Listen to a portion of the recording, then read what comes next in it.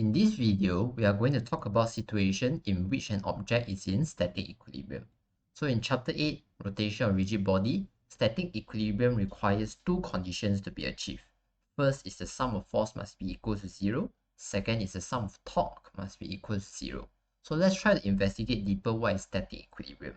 Static equilibrium, you see the word static here. So the word static means the object is not moving and at the same time it is not rotating. So if an object is not moving, that means it is at rest and it will remain at rest throughout the whole time period. In that case, you should obey Newton's first law, and because of that, sum of F must be equal to 0 based on Newton's first law. Also, you know that the object is not rotating. If the object is not rotating, that means it is not rotating and remains not rotating. So you can think of it this way. So in that case, the sum of torque will be equal to 0. Sum of torque is equal to 0 under two different kind of conditions. First is if the object is not rotating and continues to not rotate. In that case, sum of torque will be equal to 0. A second condition is if the object is rotating, but rotating at a constant angular speed. If it's rotating at a constant angular speed, you know that there will be no angular acceleration, and if there's no angular acceleration, you should expect the sum of torque to be equal to 0 as well. So two conditions for static equilibrium. First, sum of torque will be equal to 0. Second condition, the sum of force should be equal to 0. So there's a systematic way of solving questions involving static equilibrium, but I will not explain it one by one over here. What I will do is I will use a question and I'll apply these steps step by step in order to obtain my answer. So what's the question? This is the question, and I'll slowly go through these steps to solve this problem over here. Okay, so we look at the question. A ladder carried by a fire truck is 20 meter long. So this is the ladder. The ladder is 20 meter long and is carried by a fire truck. The ladder weighs 2,800 Newton and its center of gravity is at its center.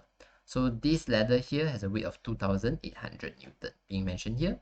And when they say the center of gravity is at its center, right, means by this object here, right, you can take the center of gravity to be at the center. When they say this is the case, that means the object has mass which is evenly distributed.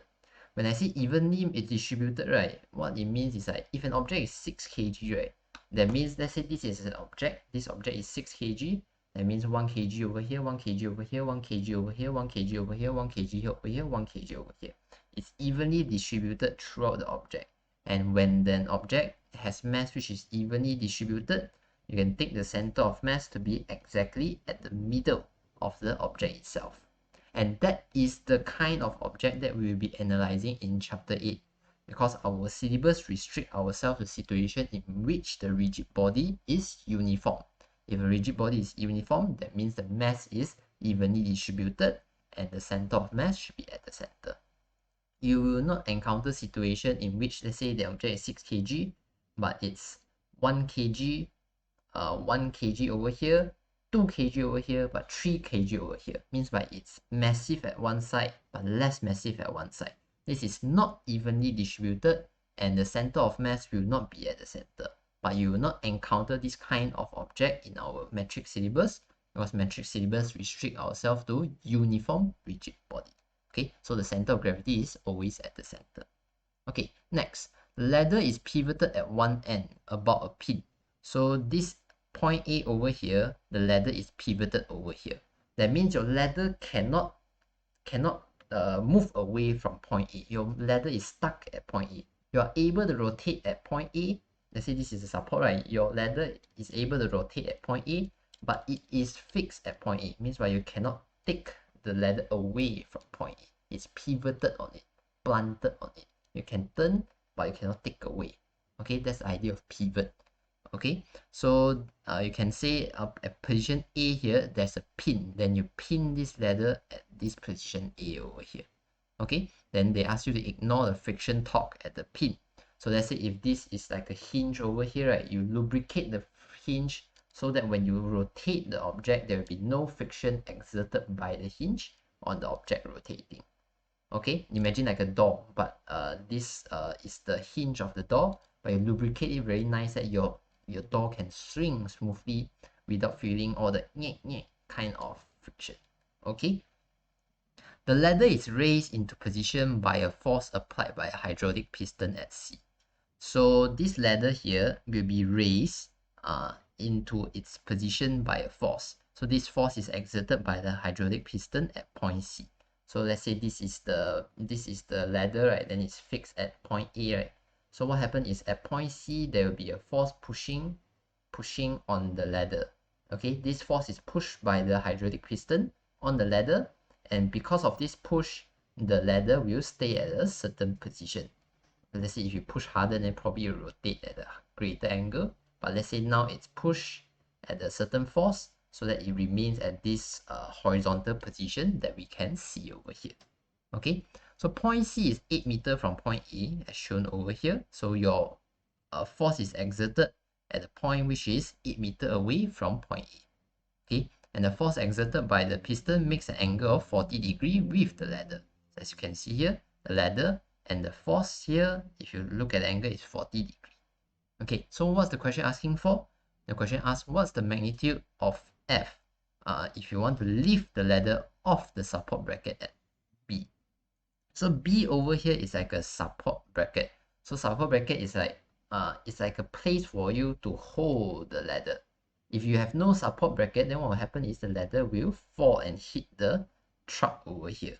So you don't want your ladder to hit the truck because that doesn't make sense. So you put a support bracket over here. So support bracket is like a steel bar, maybe like a steel bar to hold your ladder so that it doesn't hit your truck. Just a support. But now they're asking what is the force that I might exert by the hydraulic piston in order for the ladder to be not touching the support bracket anymore. Still remain at the position but not touching the support bracket B. Okay, you want it just enough to lift the ladder so that it does not touch support B but still remain at its horizontal position like this. Okay, so now they ask you to start by drawing a free body diagram of the ladder. So I'll start by going through the first step, which is to draw a free body diagram. But for free body diagram, I have a few videos showing a few examples on how to draw the free body diagram. So I will not go through it in depth. I will draw it briefly and a little bit of explanation along the way. So what I'll do is I'll use a line to represent the object. Our object of interest here is the ladder. So I'll use a straight line to represent the ladder. Okay, so if the object is a box, then you can use a simple geometrical shape, let's say a rectangle, to represent the box. But right now it's a bar. I can represent it with just a line. A line will be enough. So here is a line to represent the ladder. And after I've drawn the line to represent our object of interest, what we do is we ask ourselves the 5 questions. First question, does the object has mass or not? Yes, our ladder indeed has mass. And because it has mass, therefore it has weight. And the weight they already tell is 2,800 Newton. And because the object is a uniform rigid body, for any uniform rigid body, the weight should be coming out from the center of the object, because that is where your center of mass is. So if this is the ladder, you should expect the weight should be pointing out from the center of mass, which is the center of the ladder. So you should expect the weight to be coming out from the center. Okay, if you know this is coming out from a center, okay, you can actually start to label. You can call this point A, you can call this point C, and you can call point B. It's not relevant actually. So you can say from here to here, the amount of distance will be 10 meter. How do you know it's 10 meter? Because the whole bar here is 20 meter, so half of it must be 10 meter, because our weight is exerted at the center of the ladder. Okay, so first force done. Next, is there any ropes, cables, or string connected to the ladder over here? Well, you don't see any ropes, you don't see any strings, you don't see any cable, so no tension. Next, external force. What question should you ask? Is there any force being explicitly mentioned in the question? Yes, they mentioned that there's a force being applied by the hydraulic piston, and I even labeled it here. So you should expect an external force exerted by the hydraulic piston on the ladder at point C. So let's draw this force. This force should be coming out from here, and the angle should be 40 degrees. How do you know it's 40 degrees? Just draw a line here, And you know if this is 40, then of course this will be 40 degree as well. Okay, and we label this as external force. Okay, we also need to know the distance as well, so you can draw dot dot dot over here, and you can label it as how long is it? 8 meter. Okay, so that's the third question being asked. Next, we follow up with friction. Okay, again, we revert order because reaction force is a bit difficult to determine. So we start with friction first. Look at friction. Is there any friction that is relevant to this situation? Like, well, if you look at this situation, there is friction. There's friction between the tires and the road.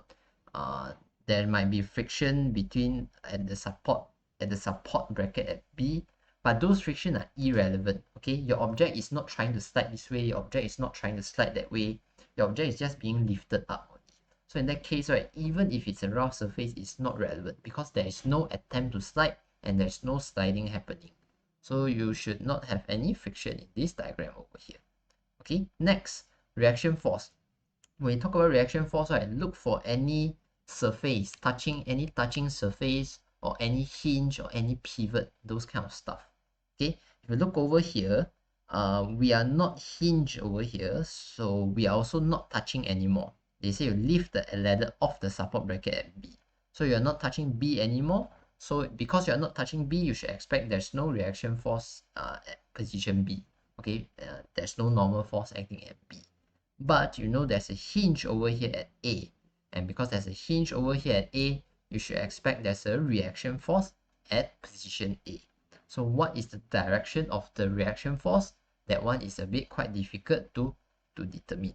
How should we do it? Well, if you look at my instruction over here, I say you replace the hinge with your hand holding the object. So you replace this support thing over here with your hand.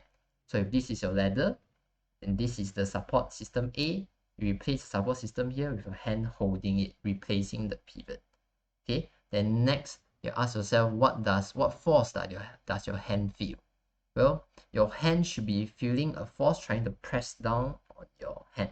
The pillar is heavy, right? So it should the ladder is heavy, so it should press down on your hand. So definitely you should expect there's a force exerted downward pressing on your hand. Okay, at the same time, if you look at the diagram, you see that there's force F trying to push the ladder in this direction. So if force F is trying to push this ladder in this direction, you should expect the ladder to be pushed to this direction. But if it's pinned over here, you try to push in that direction, what happens is the hinge will try to pull back in the opposite direction so that the object doesn't move. Okay, in other words, right, another way of thinking about it is if you have a force which has a component pointing to the left, but you know this ladder here is not moving, that means there must be a force pointing to the right to balance it out so that it doesn't move to the left or move to the right, right?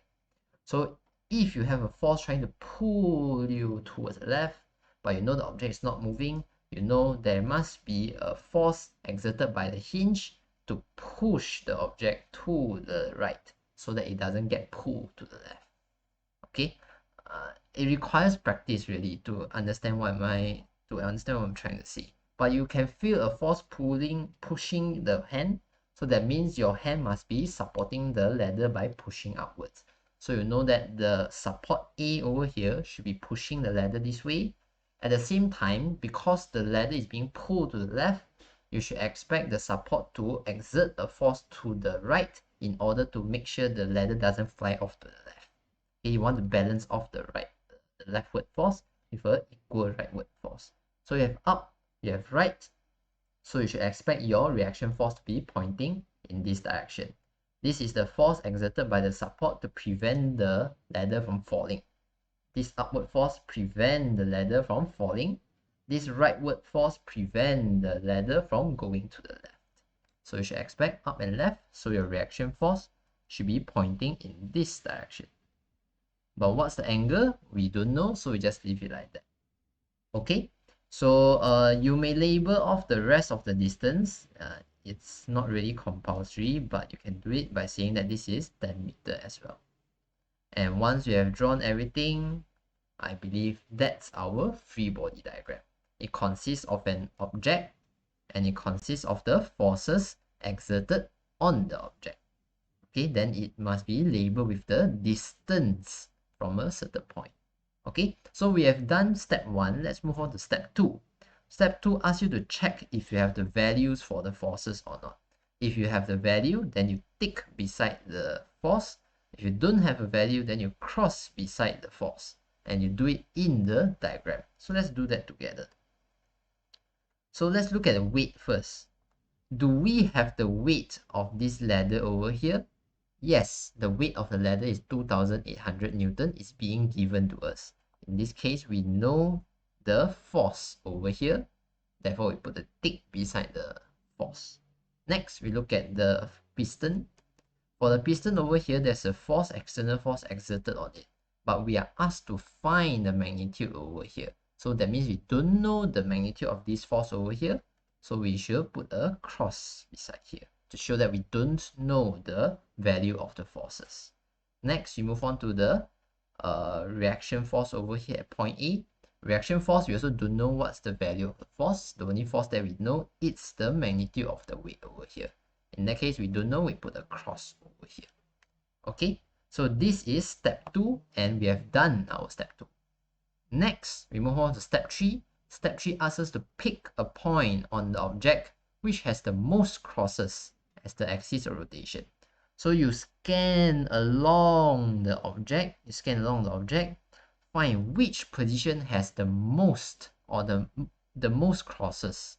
That position will be a good position for axis of rotation, because later you'll see we will exclude all the forces that are acting on the axis of rotation in our calculation of torque. Okay, so if you scan over here, you see that point C has one thing that we don't know, one X over here. Point A also have one thing that we don't know. Okay, so point C and point A are both good candidates for axis of rotation, but we will choose one. Which one should we choose? Well, if you look at the question is interested to find something about F. That means we want our answer will be coming from this force over here. If we want answer from here, that means we should include it in the calculation, right? So that means you should have F inside your calculation. That means you should not put your axis of rotation at point C. Because if you put your axis of rotation over here, what will happen is there will be no torque produced by F over here. If there's no torque, you cannot calculate your F anymore. You want to put your axis of rotation at the place which you have many unknown, and you're not interested with the unknown. You are not interested in finding the answer of the unknown. Let's say R over here, the reaction force. The question doesn't ask for reaction force, and you are not interested with reaction force, but you also don't know about it. Then in that case, you can put your axis of rotation here. Because if you put your axis of rotation here, the R here will not create any torque, and therefore you have one less unknown to take care of. Okay, so to keep it simple, I'll pick this point A here as our axis of rotation.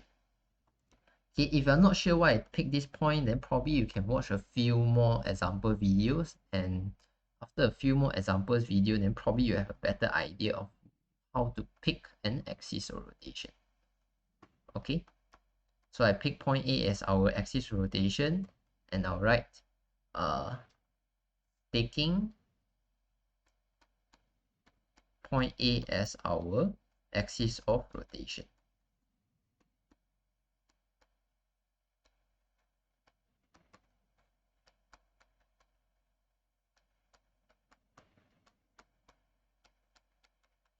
Okay, so we select the point with the most crosses, and if we have multiple points to choose the point that has unknown that we are not interested in. In that case, we are not interested in reaction force, so we pick our axis of rotation over here.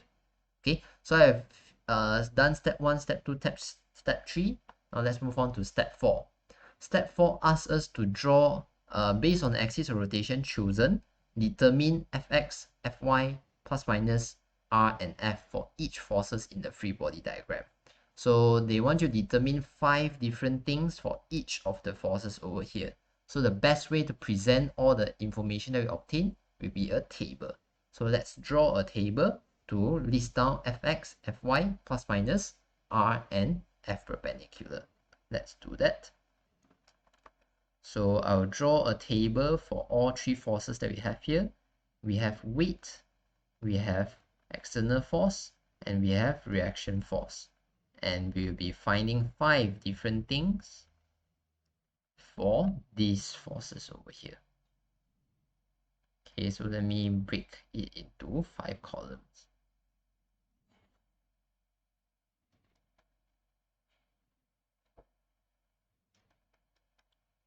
Okay, so first one will be fx, next one will be fy, next one will be plus or minus, r, and f perpendicular. So let's try to determine what are these few things and what we need to fill in. Okay, so fx and fy are the x and y component of the force. Okay, so in this case, right, we can pick x component to be horizontal, our y component to be vertical. And if this is x, this is y, what we do is we determine fx and fy. Okay, so for weight, right, if you look over here, there's no fx, there's only fy only. There's no x component, there's only y component. So what we do is we insert value at y component while putting the x component as 0. So this is 0. But for fy, right, because weight is pointing downward, downward is negative for our sign convention, right? Pick downward as negative usually. So for fy here, what we substitute is we put in negative 2,800 Newton.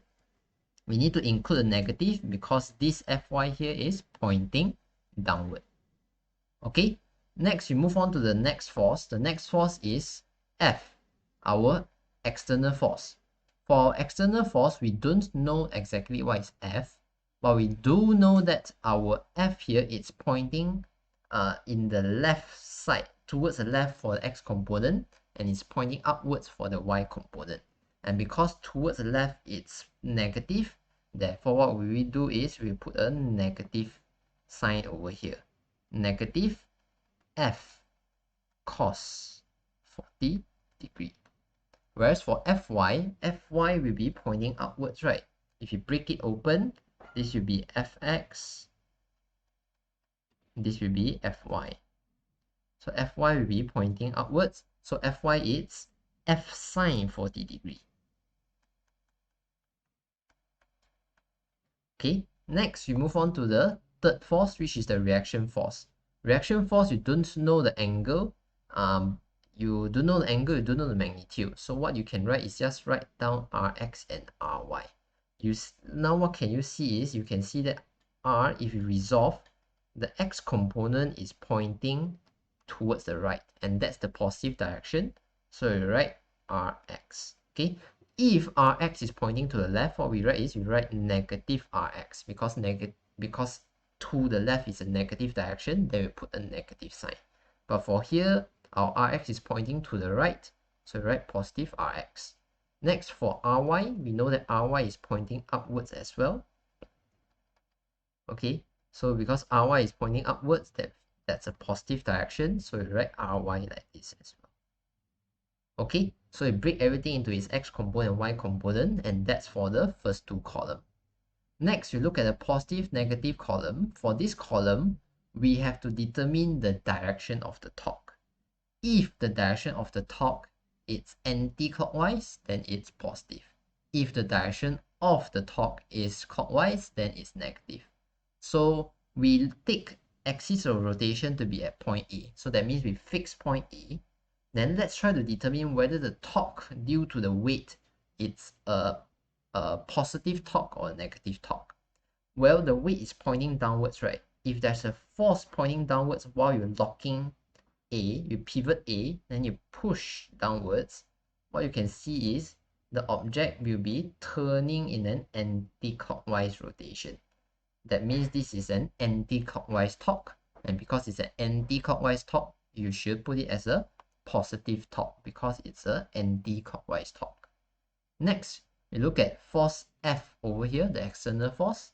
The external force is pushing this way. So if you push your ladder this way while locking point A, if you push this way, what will happen is your object will rotate in a clockwise rotation. If it's a clockwise, then that means it's a clockwise torque. It's a clockwise torque. Clockwise is negative. So this is negative. Next, for our reaction force over here, reaction force is acting on the pivot. If it's pushing on the pivot, right, it won't cause the object to move at all. So zero torque. Okay. So why does this reaction force causes zero torque? It's because there is no distance between the axis of rotation and the force. For your force to have a turning effect, for your force to be able to produce a torque, your force must be at a distance away from the axis of rotation. Only it's able to create a torque. If there's no distance, R will be equal to 0. If R is equal to 0, you should expect 0 torque from that force. Okay, so now let's come back to weight over here. For weight, what is the distance from the axis of rotation? R is the distance from axis of rotation. Our distance from A to weight, it's 10 meter. So that's what we will substitute over here, 10 meter. Next, for our external force F over here, what's the distance from the axis of rotation to the place where F is being exerted? From A to C, we see that the distance is 8 meter. So that will be what we substitute over here. Okay, you can put down the unit inside as well. Okay, so that's how we determine the positive and negative, whether it's clockwise or anti-clockwise torque. Next, we look at the R, which is the distance from the axis of rotation to the position where the force is being exerted. So here is 10 meter for weight, and it's 8 meter for our external force. So we have done with this column. Last, we move on to the last column. Last column is F perpendicular. So perpendicular to what? You have to determine the component of the force that is perpendicular to R. R is the vector from the axis of rotation to the position in which the force is being exerted. Okay, so I'll use another pen to show you what does R looks like. So R will be from the axis of rotation to the point in which the force is being exerted. Okay, so it will be from the axis of rotation to the point in which the force is exerted. So this is the vector R, and we want to find the component of weight, that is perpendicular to this R. The component of weight that is perpendicular to this R is just the whole weight itself. You don't need to resolve to find the perpendicular component over here. In that case, the whole weight here will be the F perpendicular. So we can straight away just write in our F perpendicular to be 2,800 Newton. Okay, over here there's no sign. F perpendicular is just finding what is the component that is perpendicular to R. There is no positive or negative for F perpendicular. If you are worried that you might accidentally put in the sign, then you can remind yourself by putting a modulus. I'm fine with that because it must be positive, right? Okay, so next, for the external force over here, what is the position vector? I'll use another pen. Let's say this brown arrow will be coming from the axis of rotation to the point in which the force is being exerted. The force is being exerted over here. So this is the R for our reaction force. Whereas just now the orange color one is the R for weight. Okay, so now we want to find the component of force that is perpendicular to this position vector. So F is over here. What is the component that is perpendicular to our R over here? Well, it's just Fy. Fy is a component of force that is perpendicular to R. So what is Fy? We know Fy is F sine 40 degree. So we can just write it as F sine 40 degree over here.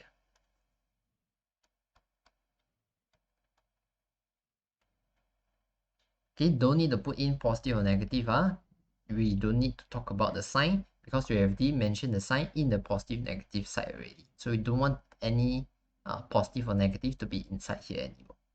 Okay, lastly, R, right? what is the component that is perpendicular? Well, you have no r because your r is 0, so it's not relevant to have a force perpendicular. You have no r in the first place. How do you find the force that is perpendicular to r? Well, doesn't make sense, right? So you just leave it blank.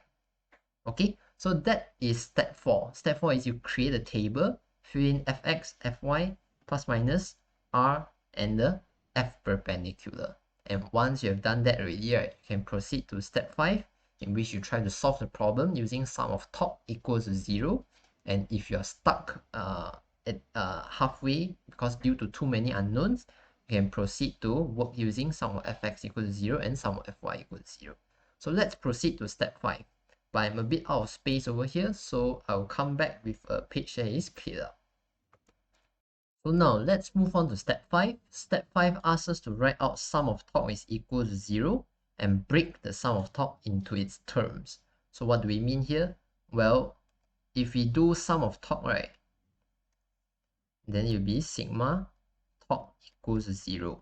But what makes up this sigma top here? Like in chapter 4, right, sum of F can be weight plus tension minus friction, let's say. Okay, so there can be different forces summing up together, then it will result in sum of force. So it's the same idea here. What are the torque that will be summed up over here? Well, we know there are 3 forces over here, and this R here, the reaction force, will not cause any torque if we set the A as our axis of rotation. And because of that, the only 2 torque that are involved in this situation is the torque due to the weight and the torque due to the external force. There will be no torque due to reaction force because the R is 0. Okay, so there are 2 torque involved here. So these 2 torque will sum up together to form our sum of torque. So what does that mean? You have torque due to weight and you have torque due to external force, and they equals 0. But now, what symbol should you put here? Should you put in positive or negative in front of torque for weight? Should you put in positive or negative for the torque for external force? Well, to do that, you look at your table, look for this plus minus column over here. If you see plus for weight, that means you put plus in front for the torque of weight. If you see minus over here, that means you put minus for the torque of external force. So that's how we use a table. We see what sign is being put over here, we just take the sign and put it inside here.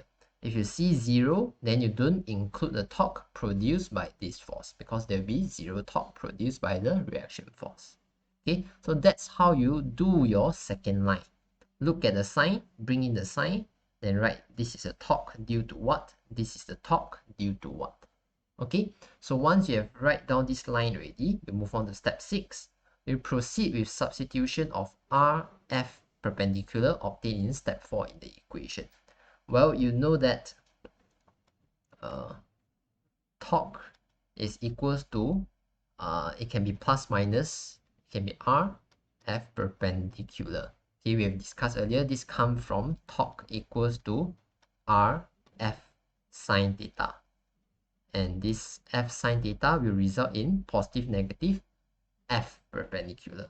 So what we do is you put positive, this is the R for weight, then this will be the magnitude of weight, then we will weight perpendicular, then this will be minus, this is R for force, external force, and this will be force perpendicular equals to 0. Okay, but usually, right, I won't write like this. What I do is I will straight away do our substitution because I think this line no need to do. Okay, so how will I do my substitution, right? Look at this. I will just copy what's over here because this is sine R F perpendicular. So what I'll do is I'll just write positive 10 2800 minus this thing. Okay, so minus 8.0 F sine 40 degree, and this will be equals to 0. Okay, so what am I doing here? this positive torque due to weight is this portion of our calculation here, whereas the negative torque due to external force is this part of the calculation over here. Okay, so if you have created this table over here, what you need to do is just copy the whole 3 column, bring it in, bring in the whole 3 column, bring it in, then you should be able to perform your substitution smoothly. So if you do things step by step, create the table properly, you should be able to do things smoothly for step 6. Next, work through the equation until you can't proceed further. Well, for this equation over here, the only unknown left is our external force. So technically, we can proceed and solve this question. And if we proceed and solve this question, I believe the answer that you will obtain is force is equals to 5.445 times 10 to the power of 3 Newton. So this is the magnitude of the external force exerted at this position over here by the hydraulic piston. And if you have obtained the answer for this question, then you do need to proceed to step 8, which uses sum of fx and sum of fy. But if you are stuck over here with more than one unknown, then you can use sum of fx and sum of fy by summing up what's in the first column equals 0 for sum of fx equals 0. For sum of fy equals 0, you can sum up the second column equals 0 to obtain your sum of fy. For this question over here, doing until step 7 is enough. But later we'll see in future questions, you might need to involve sum of fx and sum of fy in order to solve the question completely. But this is how you will approach this problem step by step. Again, free body diagram first, tick and crosses whether you have the value first. Then after you do your tick and crosses already, you pick a point as your axis of rotation. You state it in the free body diagram where you pick as your free axis rotation, or you can write it as a sentence where you pick as your axis rotation. Then after you pick your axis of rotation, based on the axis rotation, you do your table. Why do we need to base it on axis rotation? Because r here is the distance from the axis of rotation.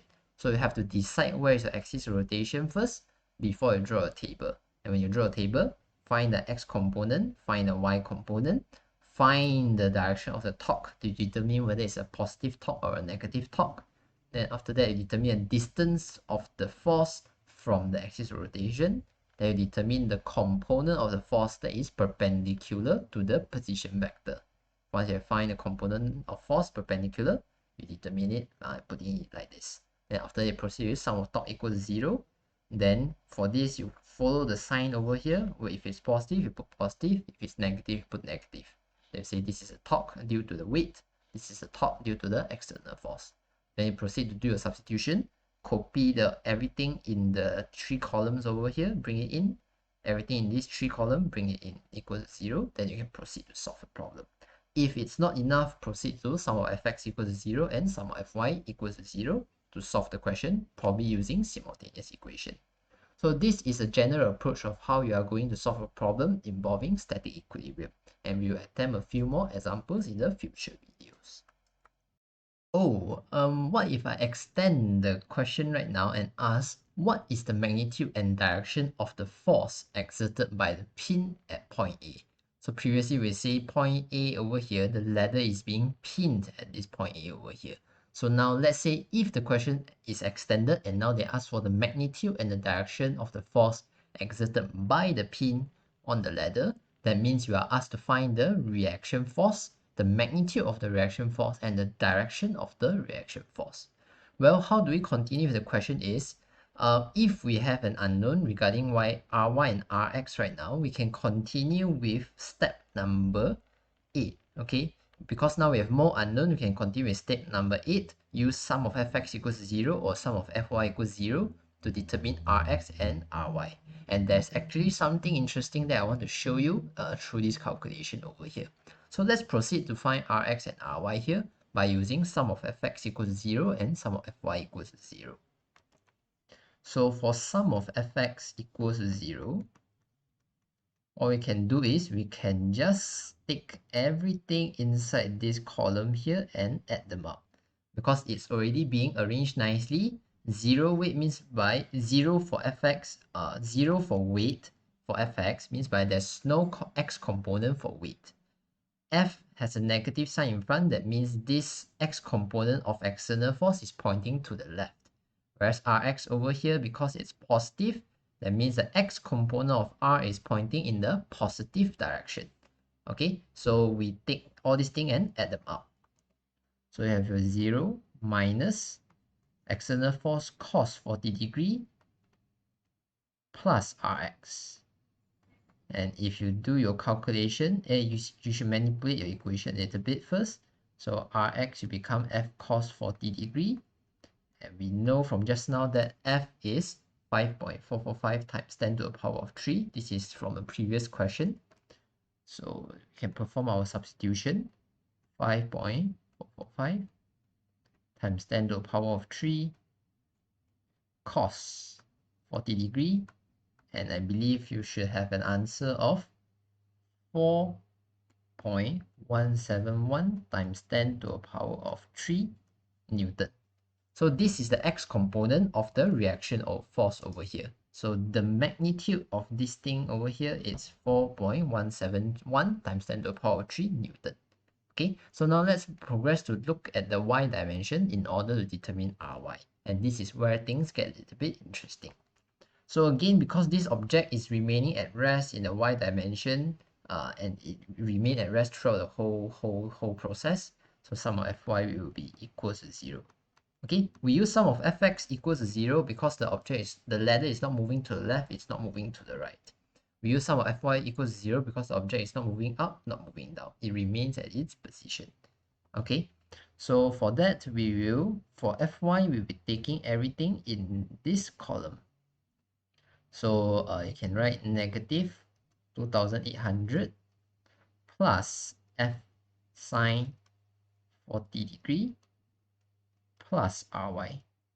So now what we are doing here is we are saying that the weight has a y component that is pointing downwards, whereas the external force and the reaction force has a component which is pointing upwards.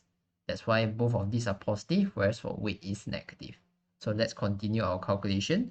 We are interested with Ry, so we bring Ry as our subject. So what's left on the other side is 2800 minus F sine 40 degree. So we know F is 5.445 times 10 to the power of 3. So let's do our substitution. Cos is sine 40 degree. I believe you should get an answer of negative 700 Newton. Now this is the interesting part. Well, if you look at it, Rx here obtained a positive answer, Ry here obtains a negative answer. So what does that mean? Well, here is where things get a little bit confusing. If you follow what we learned in chapter 4 or even chapter 1 when we talk about components, right? Then what I taught last time is Rx here, if you see is positive, that means X component is pointing in the right. Whereas for y component, because it's negative, that means it's pointing in the opposite direction. Okay, not opposite direction. Y component here is negative, therefore it's pointing in the negative direction. And negative direction, we take it to be pointing downward. So what I teach last time is you write this is Rx, then you write this is Ry. Therefore, you know the direction of R should be pointing this direction. Okay. So this is what you learn in chapter 1 when you learn about how to combine the components to obtain the magnitude and direction. Okay, then you get an angle over here. Okay, but here is something a little bit different from chapter 4 and chapter 1. Over here, if you remember when we do our table, when we do Fx and Fy, we actually say if we draw our Rx to be pointing in the positive direction, we are putting it as positive. What I mean is actually over here, right, we have actually introduced a positive sign. We take out the direction and put it outside the Rx. So this Rx over here, right, is just a value. Then the positive here is already being taken out from a value to show that this Rx here is pointing in the positive direction. Same for Ry. Ry actually there's a positive in front to show that it's in the positive direction. So when we write this thing over here, we were predicting that Rx is pointing here and Ry is pointing here. So what we were predicting is like this, and therefore we think R should be pointing in this direction. Okay, do you remember when I draw a free body diagram, I say the support is supporting A, preventing from falling, so the force must be pointing upwards. Then because there's a hydraulic push in at C, therefore the object will try to pull to the left. But because I am locked at A, therefore the A should also exert a force to the right in order to prevent it from being pulled to the left. Okay, so the force should be exerted by the pivot should be to the right, at the same time upwards. Therefore we say the reaction force is pointing in this direction, right? But in this situation here, we see our Rx here obtain a positive answer. So when we substitute it back, right, we'll get positive 4.171 times 10 to the power of 3. That means, yes, indeed, this Rx here is pointing in the positive x direction. But when we look at Ry here, we obtain a negative answer. This is very important. Ry, we obtain a negative answer. So if we bring it back into substitute inside here, right? Okay, let me explicitly say I substitute inside here. Then you get negative 700 for Ry. So if there's a negative sign in front, that means Ry here is actually pointing in the negative y direction. So what does it mean is, actually my free body diagram is wrong. What I draw here is actually incorrect. The correct free body diagram for R should be pointing in this direction.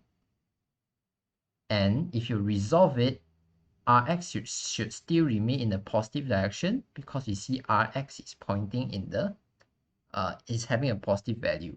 But Ry should be opposite the direction that we predict just now, because you obtain a negative answer. If we obtain a negative answer for the component, that means our prediction earlier was wrong. We need to flip the direction, because if you substitute it back inside, you will see the direction is already flipped of our prediction earlier. Therefore, the correct direction for Ry should be pointing downwards instead. Okay, so now the actual direction of R should be over here. So we can find the magnitude and the direction by using Pythagoras and tangent theta to obtain the magnitude and direction. So let's proceed. Okay, so what's the summary of what I'm trying to say here? What I'm trying to say here is, for your Rx and Ry, right, or if you're determining any component, right, if your component happens to have a negative sign as answer, that means your earlier prediction of direction it's wrong. You need to flip the direction of your prediction. If you predict Ry here to be negative, if you put negative Ry over here, that means you predict it to be pointing downwards. And later, if you get a negative direction, that means downwards is wrong. You need to flip to upwards. Okay, let's say you predict here to have a negative sign. That means you predict Rx should be pointing to the left. But later, if you get Rx to be a negative direction, to be a negative value, that means you need to flip the direction from left to right, because your prediction was wrong. If you substitute a negative value back inside the negative Rx, you get a positive value come out. So that means it's pointing in the positive direction actually. So it's a bit of maths that you need to figure it out. But the idea is, if you get answer which is negative, you need to flip the direction. Okay, so now we determine the magnitude. How we determine the magnitude? Well, Pythagoras theorem. R is equals to Rx squared plus Ry squared. So you can put it into your calculator. 4.171 times 10 to the power of 3 square plus negative 700 square. So if you perform your calculation, you should get 4.229 times 10 to the power of 3 Newton. So that is the magnitude of the reaction force that we have over here. How about the direction of the reaction force? We need to determine this angle over here. To determine the angle, against its inverse tangent. So theta is equals to inverse tangent of the modulus of the y, modulus of Ry, divided by the modulus of Rx. So this one, if you perform a substitution, it will be inverse tangent of 700 divided by 4.229 times 10 to the power of 3. And if you perform your calculation, I believe the angle that you should get is 9.53 degree. Okay, but we cannot just stop here. They ask for direction. They are not asking for angle. So we need to describe the direction. So to describe the direction, I'll just write here. I'll first write the vector for reaction force. Then I will say the magnitude first is 4.229 times 10 to the power of 3 Newton. Then I will state the direction. Because we know the direction is now in this direction over here. So this is below the positive x direction. So below the positive, not that this, I have to write angle first, sorry. It's 9.53 degree below positive x-axis. So this is me defining the magnitude and the direction of the reaction force exerted by the pin at point A. Okay, so the main reason why I extend this question is to show you how to determine the direction of reaction force properly. So you can just assume it to be at a certain direction based on your logical thinking, but at the end, the actual direction should be determined using calculation. If your calculation happens to be a negative value, you should flip the direction of the component, that you predict earlier. Then you get the actual direction of the reaction force. So I will still show a few more examples to let us get used to the idea of how to determine the reaction force. But this is how you will solve this question over here.